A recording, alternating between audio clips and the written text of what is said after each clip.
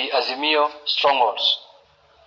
Suspension of the gubernatorial election is carefully misengineered to lower voter turnout in these two counties and affect our imminent election victory.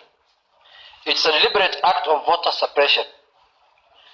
It is curious to note that all suspensions that were announced by the Iebc chairperson, Wafula Chebukati, today were in Azimio strongholds.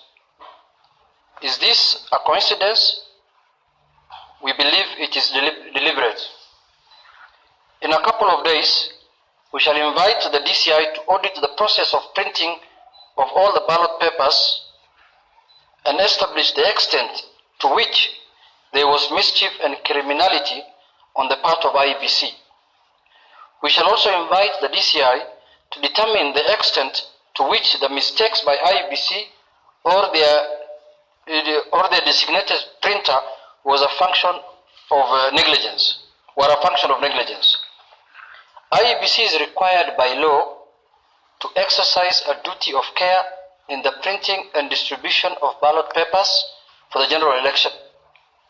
We therefore want to invite the DCI to determine the extent to which their failure to do so resulted in this mishap.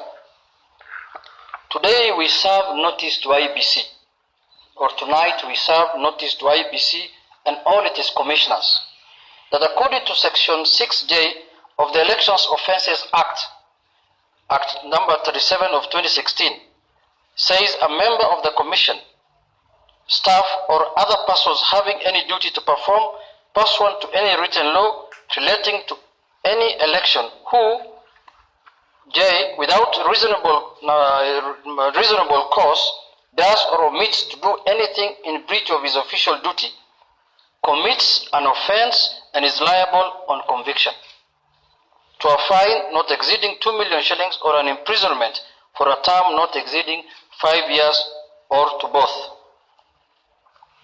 This suspension and its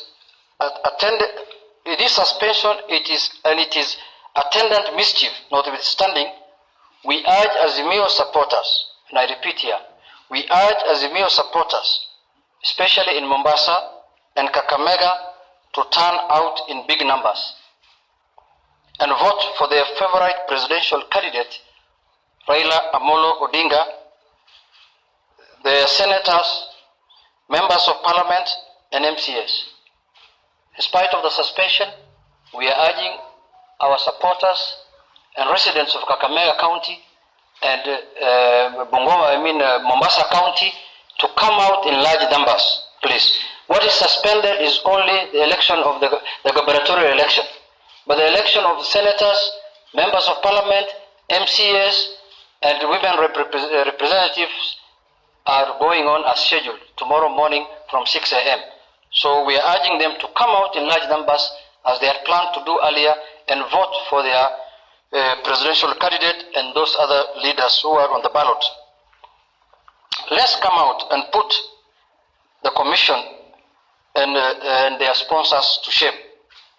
That's the end of the statement.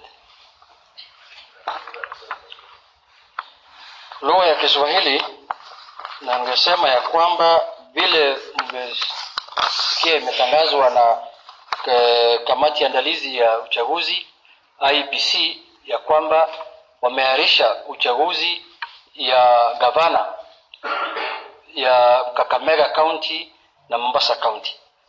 Sasa tumeona vyema kama Azimio la Umoja wa Kenya tuwajulishe, kwa sababu vile mnavyojua kaunti hizo mbili ya Kakamega na Mombasa ni eneo ngome za Azimio la Umoja.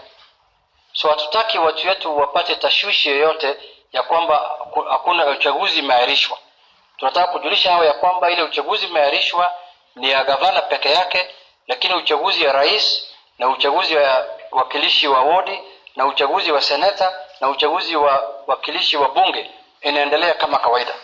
So ombi letu ni ya kwamba watu ya Kakamega na watu wa Mombasa wajitokeze vilivyo vile inavyotakikana kama wazalendo